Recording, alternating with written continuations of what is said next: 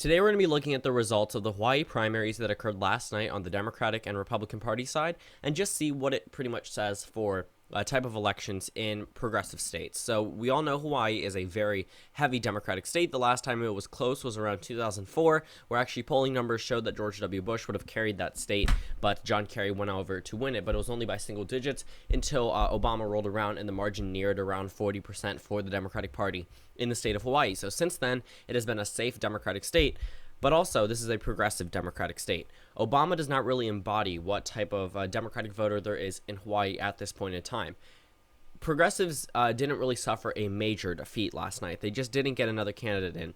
And it is something to note because what you're thinking is, well, it's Hawaii. Why does anyone, why would anyone say this would have national implications coming from a state like Hawaii that is so heavily Democratic that only pretty much would only affect the Democratic Party?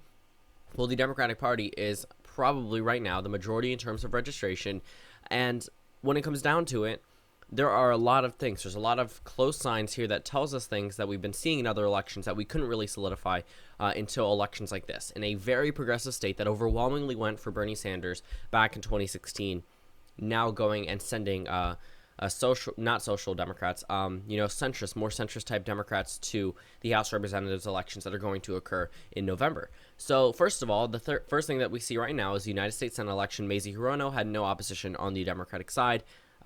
Obviously no primary really needed, but of course she's still on the ballot because that's required. But for the Republican side, Ron Curtis gets 23.7%. Rocky De La Fuente gets 11.4%, which is pretty interesting considering he's the only known figure out of the rest, but he has been putting his name on the ballot for a number of races in the hopes that he does win one.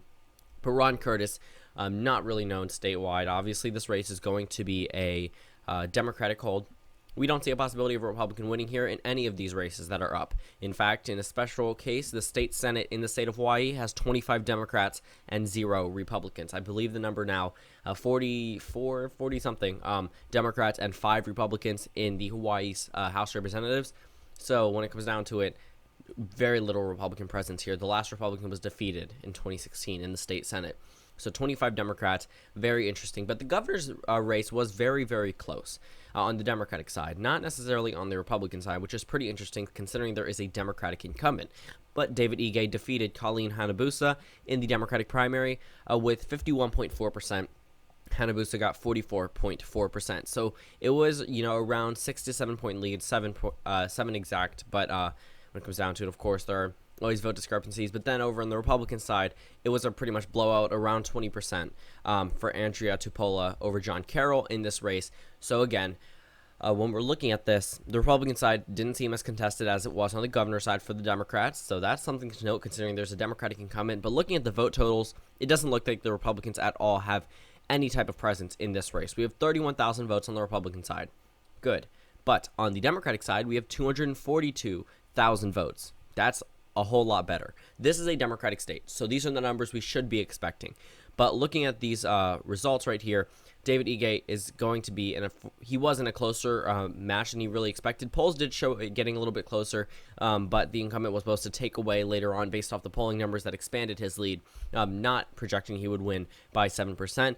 But of course, close primaries don't always mean close elections in terms of, solid states for either political party. An excellent example would be South Carolina. Henry McMaster is not in for a close race in the general election, but was in a close race for the Republican primary. So when it comes down to it, this Democratic primary was the hardest thing for the incumbent governor to do in Hawaii, and he won it. Cool. Now we're moving on. So a special thing about Colleen Hanabusa is she gave up her seat in the 1st Congressional District. She gave it up back after winning it in 2012, then gave it up in 2014, the Republican wave year, then won it back in a special election due to a vacancy, and then she gave it up now. So she went over to the governor's race. I do believe Hanabusa was leading early on in the original polling numbers. However, of course, the incumbent typically outperforms polls because they are the incumbent. However, also, this race shouldn't have been as close as the most recent poll says, but again, we pretty much don't need to talk about it much anymore. We can go over to the House District 1 race. This is pretty interesting. Let me press the others. So there was a social democrat type Bernie Sanders type candidate in the Democratic primary here. And this is what actually shows a mild national implication here. Okay, let's go ahead and look at the race at on the Wikipedia page and we look at where the endorsements are, the person that won didn't have a single endorsement. Okay, he's a former U.S. representative.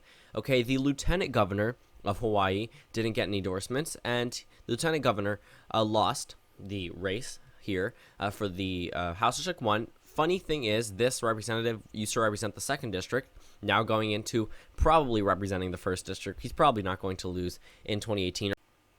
Okay, so my screen recorder cut out, but I was talking about, Ed Case being representing the 2nd District, now going to the 1st District.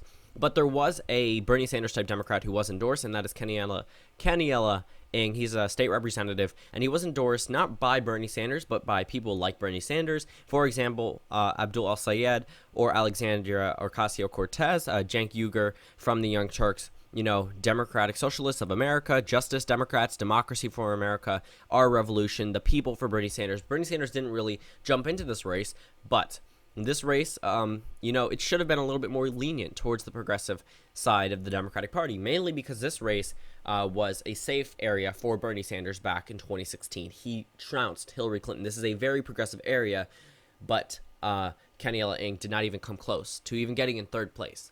He got 6.3%. That's not good. The 3rd place person, Donna Kim, got 18.2%.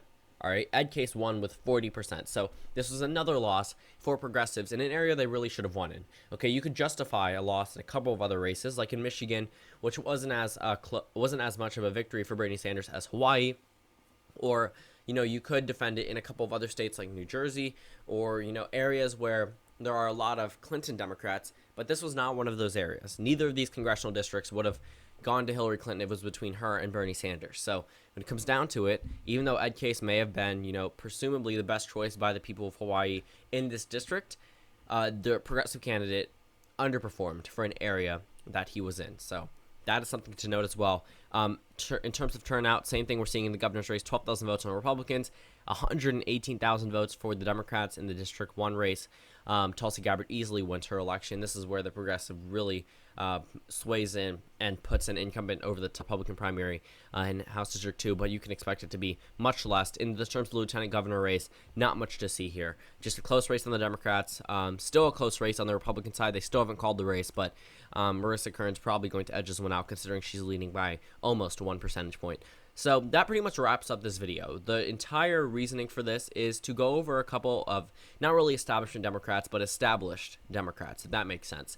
Now, no one really close to like Nancy Pelosi or people like that, but people that have been in the, Hawaii political scope for a long time have been going on to win their elections.